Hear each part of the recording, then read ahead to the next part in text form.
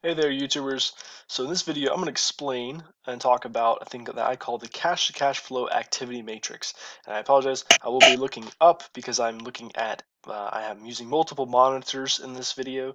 Well, it's my normal setup, so I'm kind of looking up as I'm recording this video. So don't look at my face so much.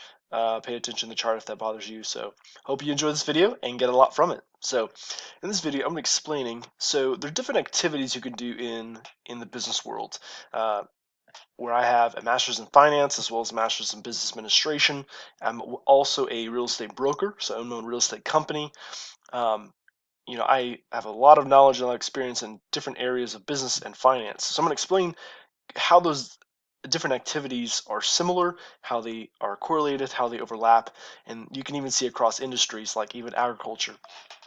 Very One of my dreams and long-term goals is to be in sustainable agriculture. So I could talk about that in another video. So let's get into it. So in the financial world, in the financial markets, whether you're a professional money manager, managing other people's money, or you're just managing your own money as a business or as a hobby, or just to manage your retirement account, there's different activities you can do to build and gain wealth and increase your profits over time. So you can have capital gains type of transactions where you buy something low and you sell something high, or cash flow activities where you ideally maybe own an asset that produces income every month or every quarter or on a yearly basis, whether it's bonds, which are really conservative, can be really conservative, or rental real estate or things of that nature. So capital gains, you have again buying and selling for a profit. Day trading, I would say day trading is probably the most risky because it is the most risky type of trading because it requires the most amount of knowledge and skill set, and you have to really know what you're doing in order to be profitable day trading. It is possible, requires a lot of practice, a lot of work, and there's more risk. But a lot of that risk is due to your knowledge base and skill set that you have and the systems you use in place. So day trading, buy something and sell it the same day. That could be stock, that could be indexes, that could be commodities, it could be anything. You buy it and sell it the same day, that's considered day trading. If you buy something and sell it, um, if you hold it for more than a day, at least 2 days, 3 days, a few weeks, maybe even a few months, short-term trading, that we would call swing trading. Okay, both of these you use a thing called technical analysis to determine when to get in and when to get out of your trades. Kind of the sweet spot, in my opinion, in the financial world, in the financial markets, is learning how to sell stock options or options on different forms of equities and indices and things like that. So, and I'm not going to go into detail why, but just I would encourage you to do more research on it. I'll be making more videos on selling stock options and why this is the best opportunity and the sweet spot, in my opinion, in the financial markets. It has a, I won't go again. I won't go into detail, but this is the only area, the only way you can have a competitive advantage or a statistical edge in the financial world or in the financial markets that you don't get from day trading, swing trading, or long-term investing. Now, long-term investing we think of as buy and hold for the long term. Warren Buffett is the most famous investor of our time. His company, Berkshire Hathaway, makes consistently, on the average, every year over 20% rate of return. Um, in their company. So most people know Warren Buffett as the long-term buy and hold investor. And that, although true, what most people don't know is that Berkshire Hathaway makes millions and millions and millions of dollars every single year from selling stock options. And once you understand stock options and how they work and what they are, it makes complete sense that they would do that. It's a no-brainer. For example, if you bought a stock at $100 per share, and then you could sell a stock option for, let's say, $2 per share, then you essentially would lower your break-even point from 100 to $98. So, and if you're holding them for long term and that contract never gets exercised, like an insurance policy, then you just reduced your cost basis and improved your probability for making profit and more profit over the long term. And if you do that every year on the same stocks or different equities, it just makes sense. So, and if you're a professional money manager, As you have clientele, that's a form of passive income or having cash flow. So if you work for some companies might sell investments, using mutual funds or life insurance policies, and you build a residual income every month or every quarter, every year based on your clientele base. That's cash flow or residual income. Okay, so in the real estate world, um, you might, if you're in real estate as a realtor, if you send somebody a client maybe out of state, because real estate as a realtor, it's a local business, then you can get a referral fee as an example, as a capital gains transaction. Or if you help a client buy or sell a property, that would be a capital gains one-time transaction form of profit and income. There's another type of business activity in the real estate world where you don't have to be a licensed professional in some states to do a thing called wholesaling, where you might go find somebody, a motivated seller who needs to sell, and you can write up a contract, a legally binding contract with that seller. They agree to sell you the property at a given price, and as soon as you have that agreed legal document, you can go and sell that contract, to an investor. So people that do wholesaling typically have a number of investors lined up already that they've made contact with, so they know that if this property meets their criteria at the right price, they can get the contract, then go sell the contract before the house ever closes, for them hopefully making a few $1,000s in the process. And so it's very risky, very hard, very competitive, but it is an opportunity. I will say wholesaling can be very risky for a lot of different reasons. One being you might get stuck with the contract. If you don't have any investors that want the house, then you're stuck with that contract. There's ways to, if you know how to do it properly, to protect yourself. But also, if you do something wrong, you can really get in legal trouble really quick. So, and not all states would allow you to do this. So, really you need to check your local laws. And I think it's good, regardless of how you want to approach real estate, to get your real estate license for the knowledge base, if nothing else, especially when it comes to real estate law, because they're different on a national level as well as a state level. Fixing and flipping, pretty simple. Obviously, you buy a house, fixer upper, you fix it up, you flip it, and you sell it for capital gains, and that's it. Um, in my opinion, not the best way to approach real estate from a profit standpoint, unless you already have a ton of money and a ton of experience.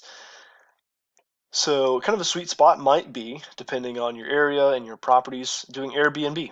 If you own a house, a whole property outright, you could do, or if you could rent out a room, Airbnb can be one of the most profitable ways to make money from your real estate on a net profit percentage wise.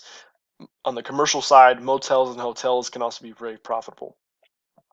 And cash flow, you have residential, horse stalls, self-storage units, commercial rentals. Now, the difference between residential real estate and commercial real estate is this. In general, residential might be focusing on single-family dwellings, probably ideally maybe 125 to $150,000 a house, 3 bedroom, 1 bath, or 2 bath, ideally. Depending on where you are, it's going to be different. But in this market in Lexington, Kentucky, that would be ideal based on the rents you can get. With those individual family dwellings, yes, there's going to be some cash flow if it's a good investment, but you're also banking on the appreciation of the property. That's a big component of your profitability over the long term, owning single family dwellings. Whereas with commercial rentals like office buildings, warehouses, maybe even apartment complexes, you're more focused on the cash flow that property is going to produce than the appreciation. The appreciation on that property, the value going up, is going to be much slower, but the cash flow relative to purchase price should be much higher than the residential side where you're buying single family homes. And going back to the horse stall, so kind of going to the agriculture world, just something I'm very passionate about. My goal long term is to get into sustainable agriculture, something I'm very passionate about. Been learning several years now, but I'm in no hurry. More, if nothing else, as a hobby, but just a cool example of how the same kind of ideas apply to the agriculture world. Growing microgreens, which are baby plants. Average time from seed to harvest is 14 days. Leafy greens like spinach or lettuce or kale, maybe about 60 days plus or minus. Mushrooms, garlic. Getting into poultry, which are about 6 months. Egg to chicken, where they start laying eggs again. Maybe a worm farm. Tomatoes take several months. Then you get into livestock, and other types of plants that take maybe 3 to 5 years before they start actually producing a crop that you can harvest. Asparagus takes at least 3 years. Berries take several years. Grapes take 4 or 5 years typically, and fruit trees can take 10 or more years depending on the fruit tree. So, just kind of a cool example. And I'm not going to go through this whole thing in this video, but just kind of finish up. Kind of another way of looking at it, an acronym would be FIG, flip, income, or growth. Flip, you can think of as capital gains. You can flip in real estate, you can day trade in the financial markets, you can buy and sell gold and silver coins, or even ETFs in the financial markets that follow gold and silver, commodities like oil, natural gas, corn, wheat, or even Forex. Again, these will all be flip or capital gains type transactions you can do.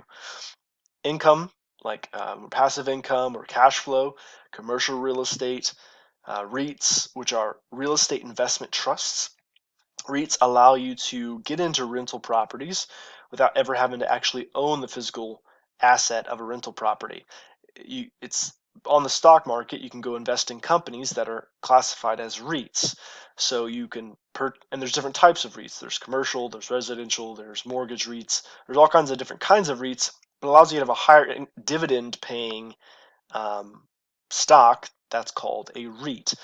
The downside of a REIT is you don't get the tax benefits or tax advantages of depreciation on the investments that you would get on commercial real estate or residential real estate if you own those properties outright.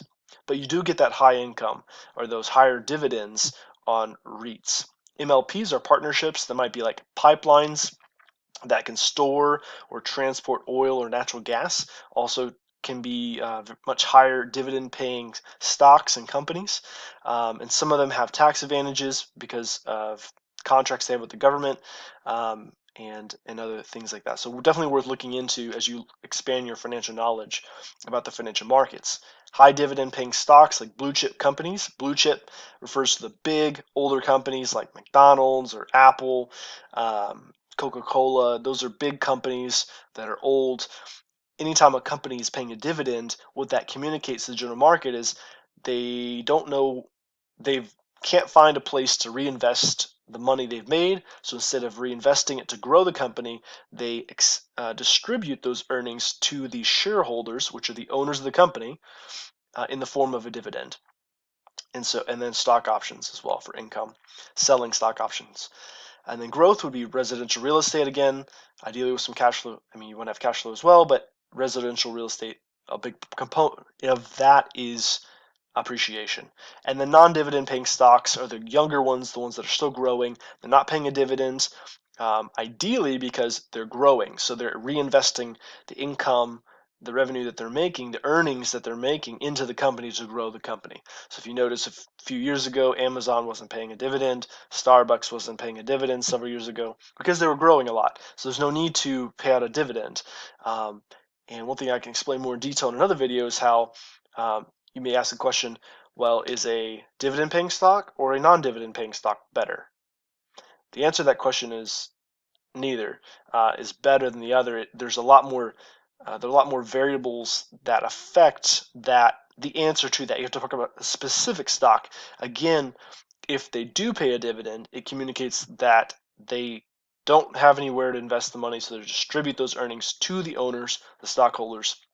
If they're not paying a dividend and they're growing, it's because they're reinvesting the money in places that they find or they think is going to be profitable. Like Amazon, for the longest time, didn't pay dividends because they're growing so much. They weren't even profitable on a net profit standpoint, but they were focused on the long term to grow the company, to build the warehouses, to build the brand. Now they're in a place they've really set themselves up strategically for the long term to blow their competitors out of the water, as an example. So that's it for this video. There's more on this, and I'll make another video, but I hope you all learned something. And I know I went through a lot of details, and if anything didn't make sense, just do some research, and yeah, keep on learning.